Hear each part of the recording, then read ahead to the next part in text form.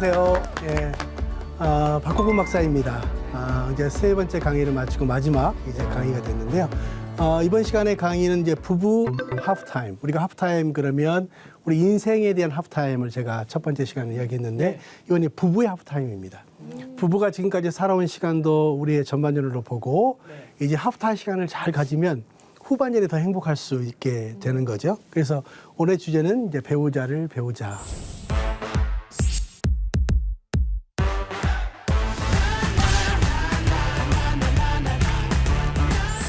배우자의 뜻이 혹시 뭔지 아세요?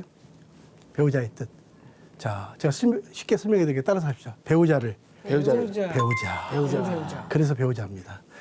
계속 우리는 서로를 배워가야 된다는 의미가 있는 거죠. 우리가 이제 결혼할 때 우리가 서로를 다 안다고 결혼했는데 실제로 살다 보면 우리가 서로를 몰라서 서로 힘들고 어려워하는 경우가 꽤 있잖아요. 그래서 이제 부부는 계속적으로 배워가셔야 됩니다. 그래서 왜 부부의 하프타임이 필요하냐면 이 아모스 3장 3절에 이런 말씀이 있습니다. 두 사람의 뜻이 같지 않은데 어찌 동행하겠으며. 여러분, 우리가 인생을 살아가는데 굉장히 긴 시간을 살아가잖아요. 근데 두 사람이 마음이 하나 되지 않으면 같이 오랜 시간을 함께 같이 동행할 수 있을까요? 안 돼요. 예. 그래서 두 사람이 함께 마음을 치료도 하고 회복도 해서 더 의미 있는 후반전을 함께 살아갈 수 있는 시간들을 가지셔야 된다는 거죠. 자. 그래서 이걸 보시면, 자, 이게, 오른쪽에서 보면 9자로 보입니다. 왼쪽에서 보면 6자로 보이죠. 자, 이 두 사람이 틀린 겁니까? 다른 겁니까? 다른 것이죠. 예. 두 사람의 관점에서 내 입장에서는 9가 맞고 또 이쪽에서 보면 6이 맞아요. 근데 우리는 문제는 뭐냐면 틀리다라고 하면 문제가 됩니다. 다르다. 우리가 보고 있는 관점이 다르다라고 이야기하면 대화가 되지만 당신은 틀려. 이렇게 하면 꼭 문제가 됩니다.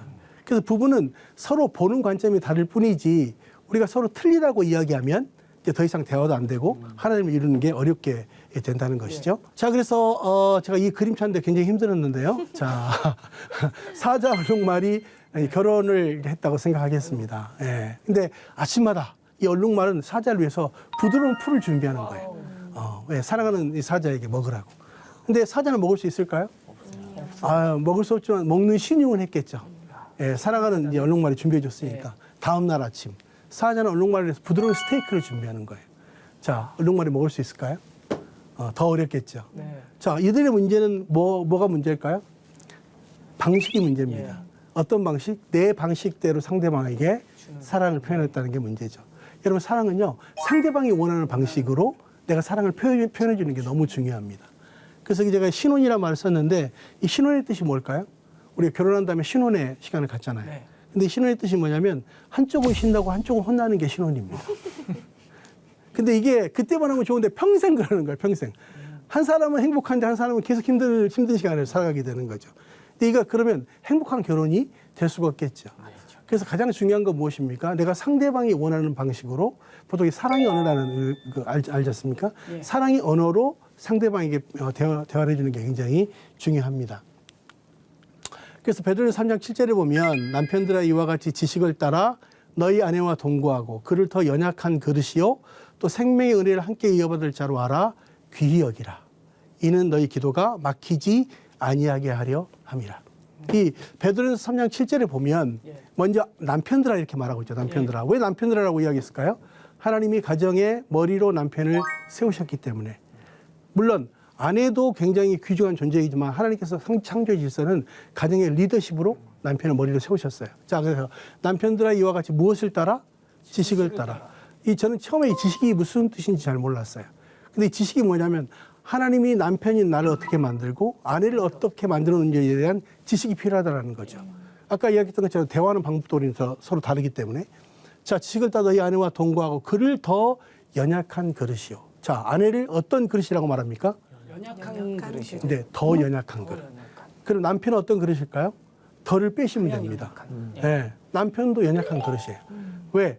남편도 뭔가를 이야기하고 격려해줘야 되는데 그렇지 않으면 남편도 상처받을 수 있잖아요. 예를 들어서 남편이 열심히 일하고 들어왔는데 너무 힘들다 그러면 당신 너무 우리를 위해서 고마워요. 일해줘서. 이렇게 말하면 좋은데 남들은 더 많이 일하더라.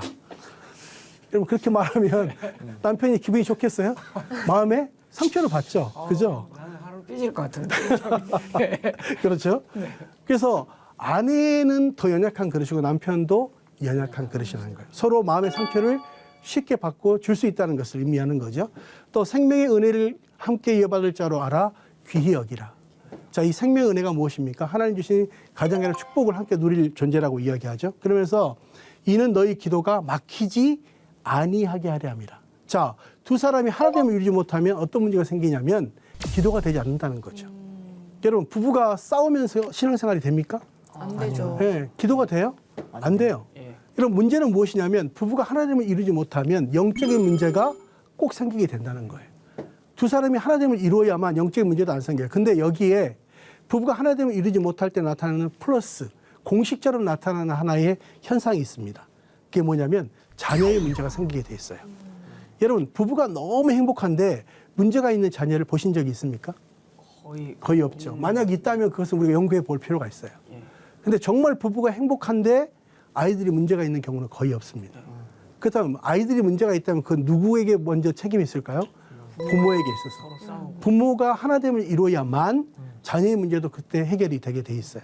그래서 여기에 보면 하나님 주신 그 지식을 따라서 우리가 서로를 알아가고 배워가고 가정을 이루지 않으면 안 되는데 특별히 남편들에게 먼저 말씀하십니다. 남편들에게. 그래서 보통 우리 리더십이라는 말 많이 쓰죠. 리더십. 리더십은 리더 플러스 십입니다. 자, 리더십은 뭐예요? 배잖아요. 이 배의 운명을 좌우하는 것은 누가? 리더가 좌우하죠. 이 가정을 행복하게 할 것인가 그렇지 않은 건 물론 남편과 아내 두 사람의 책임입니다. 그렇지만 특별히 어떤 책임을 하나님께서 물으실 때 누구에게? 남편에게 물으신다는 거죠.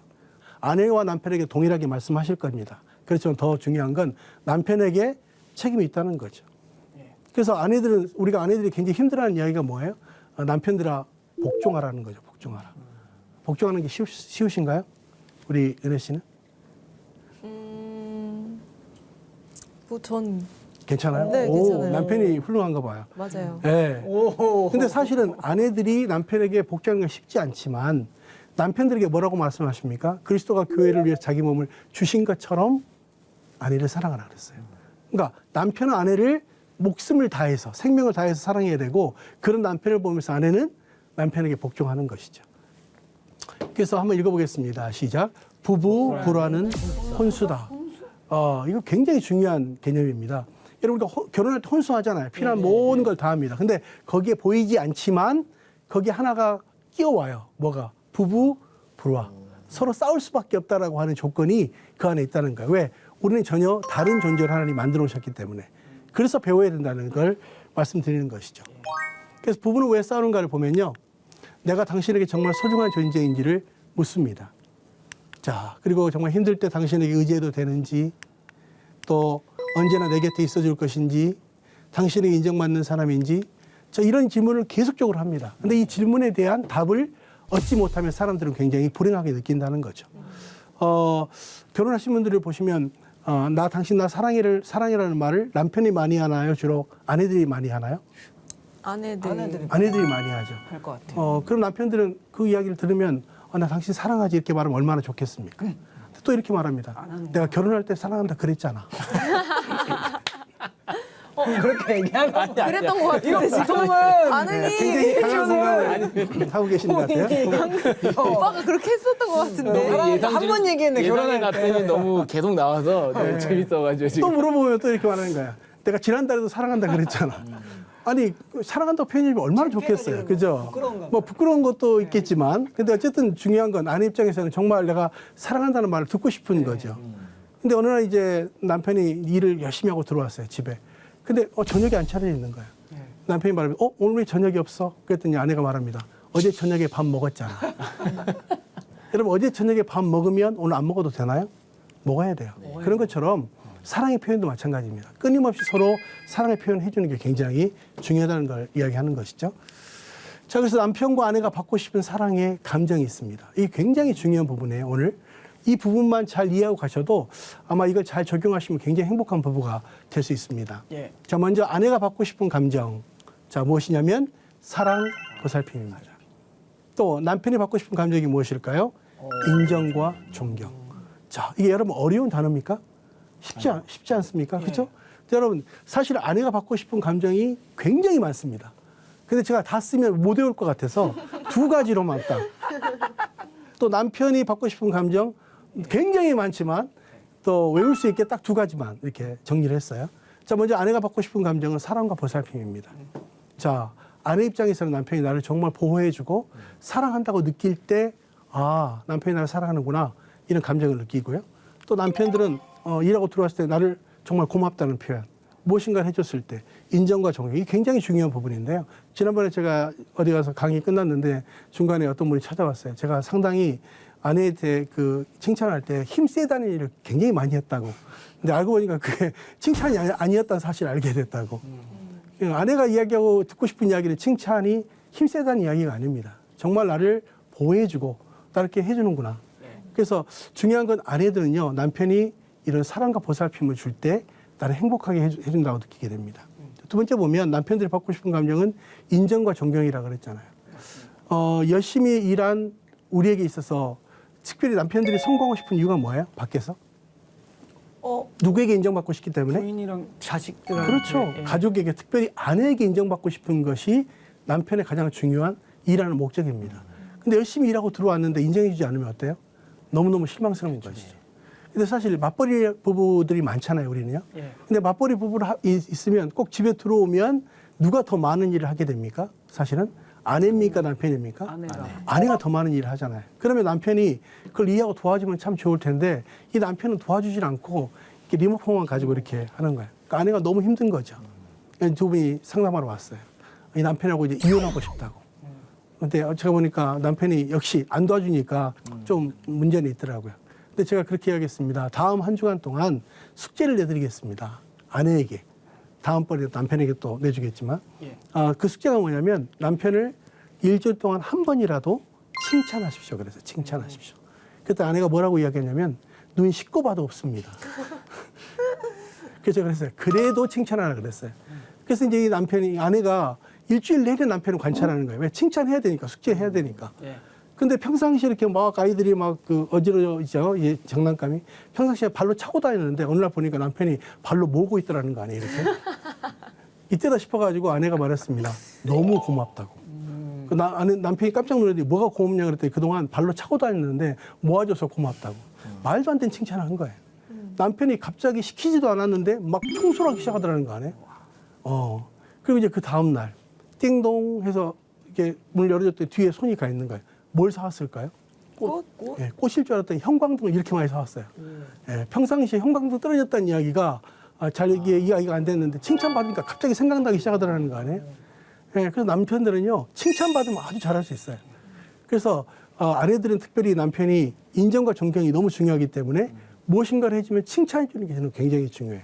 아내는 사랑과 보살핌을 받으면 남편으로부터 사랑받았다는 느낌이 들고 그때부터 이 친밀감에 대한 감정이 생깁니다. 남편은 뭐예요? 인정과 존경. 그래서 부부는 배우자에게 두 가지를 받고 싶어 합니다. 보살핌과 친밀감을 받고 싶어 한다는 거죠. 세상에 누구보다도 나의 남편에게, 아내로부터 나를 보살핌을 받고 싶어 하고요. 친밀감. 근데 이 친밀감에 대한 감정은 굉장히 중요한 게 뭐냐면 이건 하나님과의 우리의 영적인 친밀감도 있잖아요. 예. 근데 부부의 친밀감이 굉장히 중요합니다. 친밀감이 돼야 대화도 되고 모든 것들이 가능해진다라고 이야기해요. 그래서 이 두 가지가 우리는 잘 배워가고 또 형성을 해야 된다는 거죠. 부부 사랑은 이제 굉장히 중요한 부분인데요. 첫째는 정서적 친밀감, 두 번째 육체적 친밀감, 세 번째 영적 친밀감. 이 세 가지가 부부에게 굉장히 중요합니다. 아까 제가 남편이 받고 싶은 감정, 아내가 받고 싶은 감정과 더불어 이 부분이 오늘 굉장히 중요한 부분이에요. 왜? 우리 부부에게 있어서 지금 현재 정서적으로도 친밀하고 육체적으로도 친밀하고 영적으로 친밀한가? 이게 순서입니다, 순서.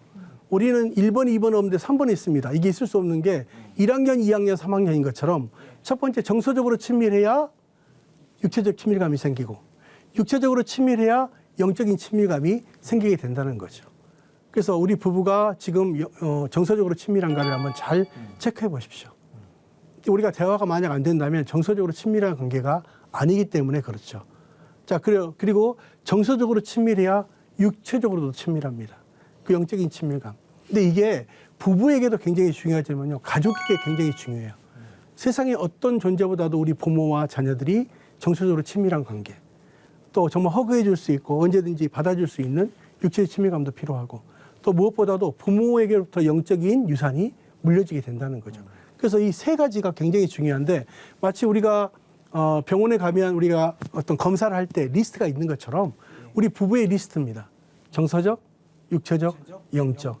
이런 친밀감이 있는가를 보시고 우리가 그 친밀감에 대한 것들을 체크해 가시면 굉장히 의미가 있을 거라고 생각이 듭니다. 그래서 부부 회복이 어려운 부분들이 있어요. 자, 첫째는 폭력이 있거나 굉장히 어렵죠. 언어적인 폭력도, 육체적 폭력도 마찬가지입니다. 두 번째는 중독이 심하거나, 또 세 번째는 외도하거나. 이게 굉장히 안 좋죠. 이 하나, 둘, 셋, 1, 2, 3번 중에 하나만 있어도 굉장히 쉽지 않습니다. 근데 저는 이게 다 있는 분도 봤어요. 이런 분들. 참 문제죠. 그런데 이 세 가지가 있으면 한 가지만 있어도 부부가 어렵죠. 회복되기 어렵습니다.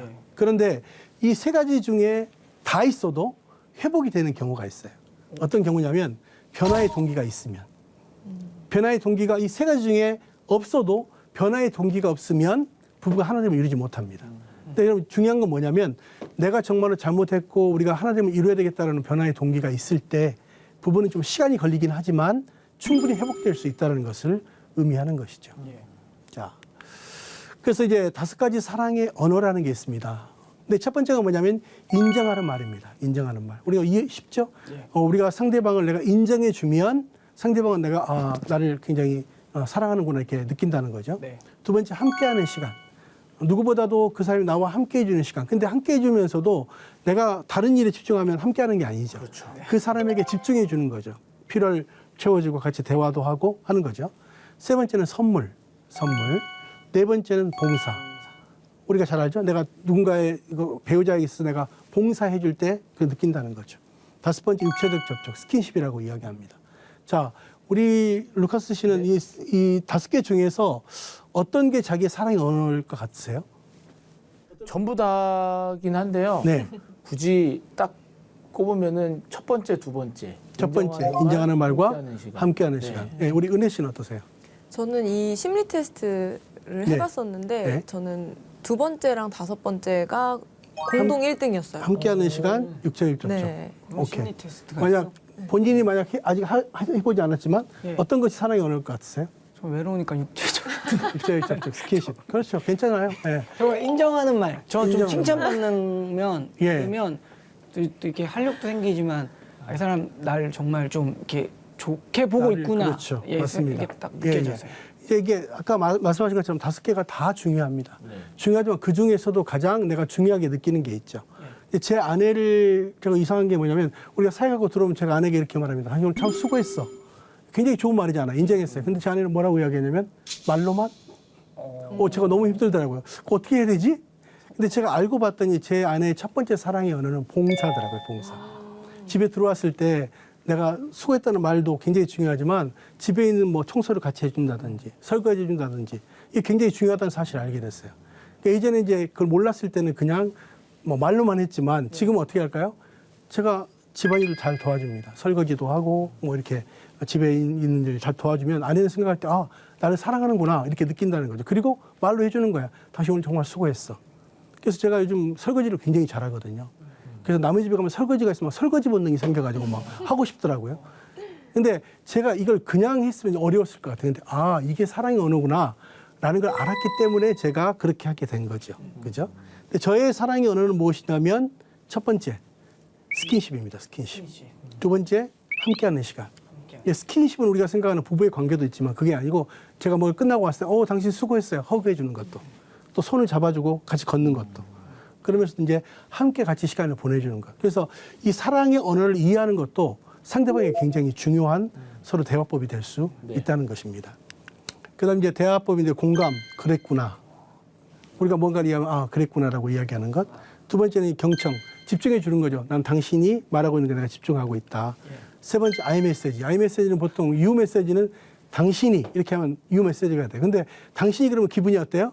벌써 나쁘기 시작하죠. 근데 내가 사실은 이런 감정이 있는 건 이런 문제 때문인 것 같아요. 라고 나의 아이메시지, 나의 감정을 이야기해 주는 것을 이야기합니다. 그래서 이 세 가지가 굉장히 중요한데요.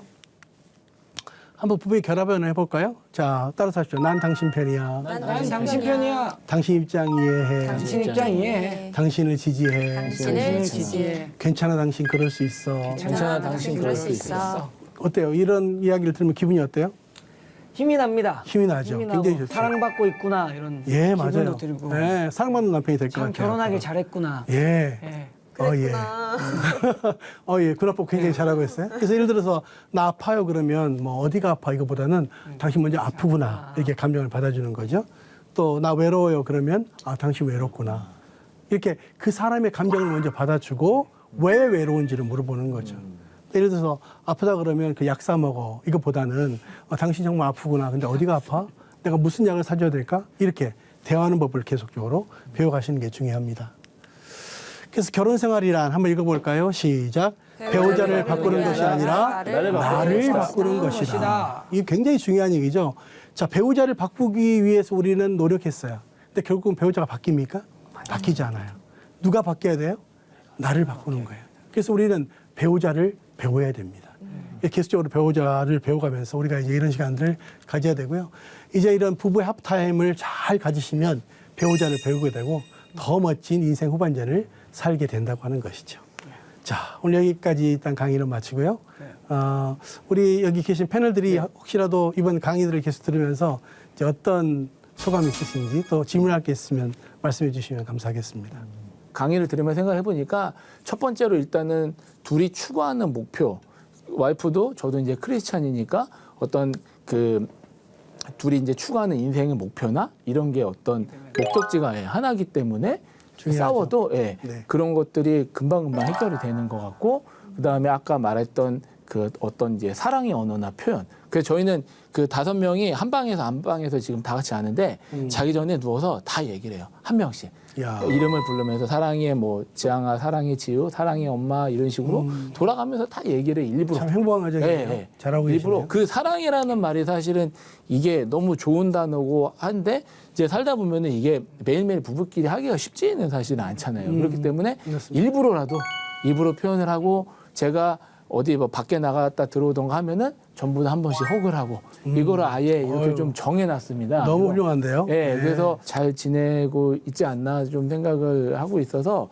되게 물론 이제 노력해야 될 부분도 많이 있지만 오늘 강의를 들으면서 또 부족한 부분은 제가 또 이렇게 채워나가야겠다라고 생각을 좀 많이 했습니다. 너무 좋은 강의 아유, 들려주셔서 감사합니다. 아유, 오히려 박수를 받으셔야 될 것 같은데. 예. 오늘 딱 그 4강 들으면서 제가 지금 그 신혼 몇 개월 차지? 벌써 9개월 차? 8개월 차 정도 되는데 네. 그 시간 동안 서로를 배우는 시간을 가졌구나를 좀 알 수 있었어요. 그래서 잘하시네요. 저희도 막 많이 싸우진 않았지만 몇 번 있는 그 싸움의 과정 속에 정말 너무 평행선을 걷는 것 같은 그런 기분을 느꼈었는데 이제 결국에는 이렇게 잘 합의점을 찾은 게 너무 감사한 게 아까 그 영적인 그거 얘기하셨었잖아요. 그래서 그래도 저희도 다 크리스찬으로서 한 곳을 바라보니까 이제 조금씩 서로 져서 이제 가운데서 만났던 거죠. 그래서 맞아요. 이제 그런 경험을 한 2-3번 하고 나니까 이제는 그렇게까지 싸울 일이 없고 또 서로 조금 더 이해하고 좀 공감해 주려고 하는 지금은 그렇게 하고 있거든요. 아유, 좋네요. 네, 그래서 오늘 강의가 저에게 특별히 더 도움이 많이 된 강의였습니다. 아유, 감사합니다. 감사합니다. 예. 네, 저는 아직 미혼이지만 가정을 보면서 또 부럽기도 하고 이제 공감이라는 게 너무 이제 제일 좀 기억에 남는데 이거를 나도 받고 싶으니까 일단 뭔가를 받기 위해서 나 자꾸 뭐 인정해달라 이런 것보다는 먼저 줘야겠다 내가 받고 네, 싶은 거를 맞아요. 저분에게 네. 저분이 원하는 거를 계속 주면 그분도 나한테 줄 거니까 좀 원하는 걸 잘 좀 찾고 이렇게 줘야겠다 해서 이렇게 나중에 그러면 좋을 것 같습니다. 그러면은 이제 미래에 그 배우자에게 영상 편지 하나 하세요. 어제 편집될 거예요. 이거 꼭 나가야 되는데 배우자 씨 잘 있구나 저기 조만간 보자꾸나 우리 행복한 가정을 우리가 나가자구나 만나든 기분 좋네요, 하여튼. 네. 왠지 배우자가 있는 것 같기도 하고. 좋아요, 좋아요. 네. 네. 반갑습니다. 아, 예, 감사합니다. 이제 그 전체 강의를 하면서 또 이렇게 귀한 또 패널들 또 만나서 너무 반갑고요. 또 우리 인생의 하프타임을 잘 가지시고 또 하프타임이 인생이 아니라 또 우리 가정의 하프타임, 부부의 하프타임을 잘 가지시면 더 멋진 전반전보다 의미 있는 후반전이 될 수 있을 거라고 생각이 되고요. 또 시청하시는 모든 분들도 그런 아름다운 인생의 후반전이 되시기를 바랍니다. 감사합니다. 고맙습니다. 감사합니다. 감사합니다.